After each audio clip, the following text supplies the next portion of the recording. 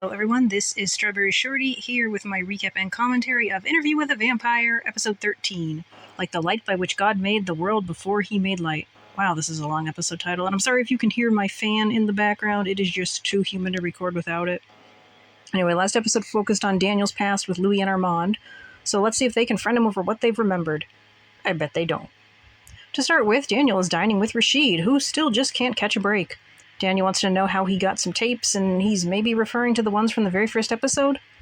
Poor Rashid doesn't want to answer and flees at the first available opportunity. But it seems like he's looking past Daniel when he says he's going to use the bathroom. That the Talamasca guy shows up the moment he leaves makes me think there's a connection between them. And it also kind of irks me that Talamasca guy cannot pronounce Rashid's name right. Anyway, we cut to Louis and Armand discussing what to do with a wall, and I really hope we see them trying to assemble some IKEA furniture next.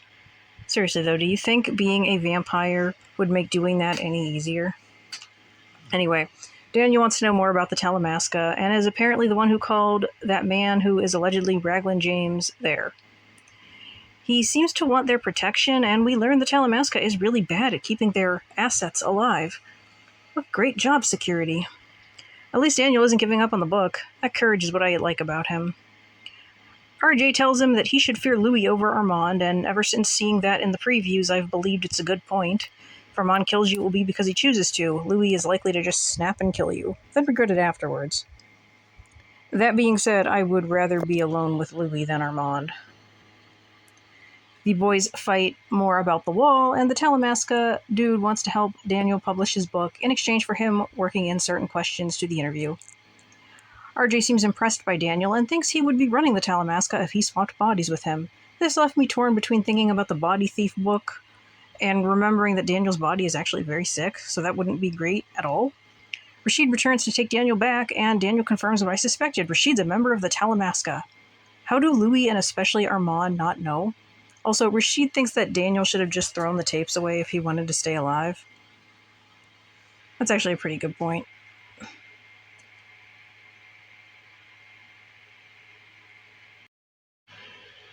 We finally get back to Paris, though it's awkward not to have the interview in any way preceding it. Sam just wants his play to be approved, Armand claims to not like it, and in the present, Louis contradicts this claim. It's clear he's angry, and also clear that neither him nor Daniel have properly confronted Armand about what he did. Also, I thought it was pronounced machinations. Am I wrong on that? Back to the theater, and I really enjoy this monologue Santiago is doing. Armand praises them, trying to do as Louis suggested. Rule with a velvet glove instead of an iron gauntlet. Though Santiago thanks him, I don't buy it, and he casts a strange look in Claudia's direction. Armand thinks he's being clever by keeping Santiago on stage and watching him until curfew, but as the play has no rules for women, it causes new problems. Some disgruntled ladies from the troupe pay a visit to the banker or whatever guy that Louis visited for the same reason that he did. Lestat. Santiago is revealed to be communicating with them mentally while performing, which is pretty impressive. Anyway, they force the man to admit that he hasn't spoken with Lestat since 1940. Is he a vampire too? I can't keep track of the years in this show. Anyway, they use mind powers to do this, so he seemingly gets to live. Meanwhile, Armand tears up and applauds Santiago's performance, which honestly made me want to laugh, because seriously, it could not look any more fake. In the present, Daniel calls out the same thing I did. Armand not picking up on any of what was happening right in front of him despite his powers. He blames love, which makes Louis scoff. It seems like Armand has been claiming ignorance to absolve himself of the bigger part of what we know is coming. But now Louis and Daniel suspect otherwise? But Armand might not be lying because he barely seems aware something is up with Louis now. Armand questions Rashid about Daniel speaking with anyone at dinner and doesn't seem to see through his lies either. Daniel reads Claudia's last entry, which expresses her hatred for vampires, and also that she found a diary not of paper and glue. This confused me until I realized she meant a flesh and blood friend. And Louis finally drops the name Madeline, so, I can start calling her that. And Armand seems so angry during this. Things get ugly as some jerks paint another swastika on Madeline's shop window. She smashes the window, throwing her iron at them, and they rush in and attack her. The men drag her off while the woman laughs, and it's clear what is going to happen. I just hope it doesn't, and that Claudia appears in time to kill them all. Thankfully, that does happen, and she makes at least 2 of them suffer. One dude seems to die instantly, which is unfortunate, but Madeline realizes Claudia is a vampire and is naturally in a state of shock. Louis visits the theater and obsesses over reselling a painting. Then him and Armand are all over each other like Armand's office isn't all windows. The theater people can see them going at each other, but, whatever.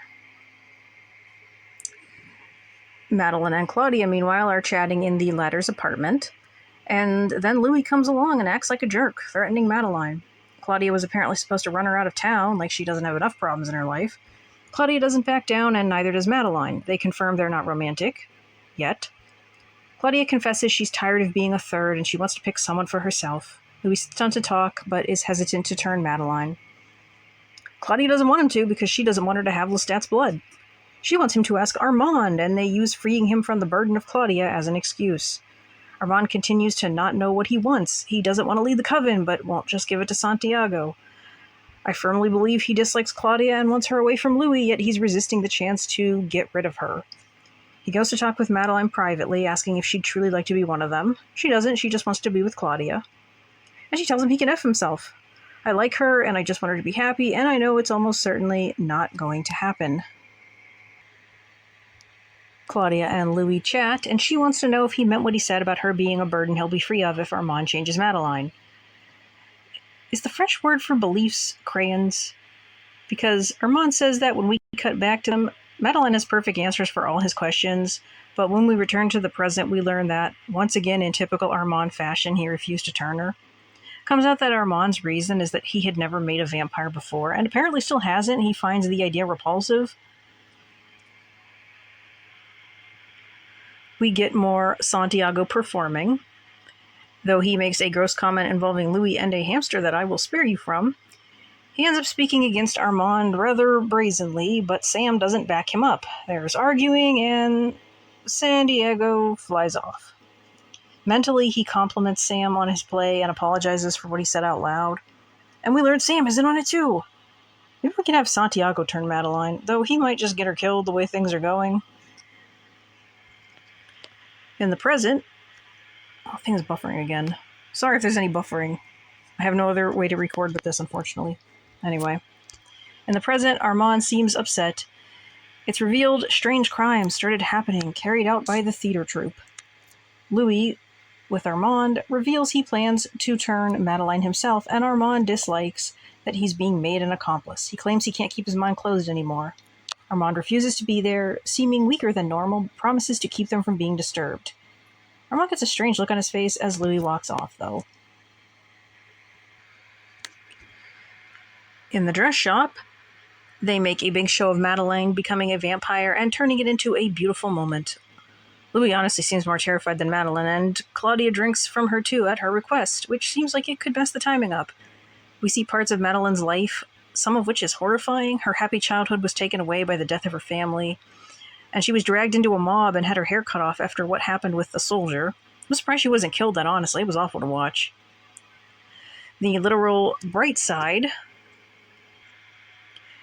is what Louis sees of Claudia in her mind, Claudia radiant in the sunlight. This makes him realize that she'd be a good companion for Claudia, which he tells Daniel.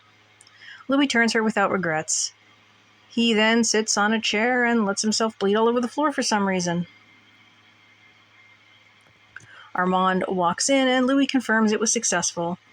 He reveals Claudia has headed out of town with Madeline, and Louis apparently opened his wound and covered something to try and vomit the blood up. He claims he didn't care when Claudia left, even though he thought he would. And Armand thinks that he will in time. Louis spots a suitcase, and Armand reveals he's no longer the leader of the coven. He claims he could have fought, but was afraid the coven would have targeted Louis, Claudia, and Madeline. I'm not sure I buy this, but he claims they gave him a choice. In the present, Louis confronts him over saying this. Louis asks if that's what really happened, lashing out at Armand. Armand, it turns out, actually is aware Louis has remembered what happened with Daniel. and Louis confirms that that's why he's mad. Armand claims Louis begged him to erase his memory, and Daniel and Louis don't believe it. The extra pages torn from Claudia's diary were supposedly to protect Armand from Daniel, from the bizarre coincidences that followed in the Paris arc. Daniel makes it clear he hasn't forgiven Armand, and I doubt he buys the other man's apologies. Louis seems doubtful now on whether or not he asked for their memories to be erased, and Armand starts getting teary-eyed, and Daniel just shakes his head.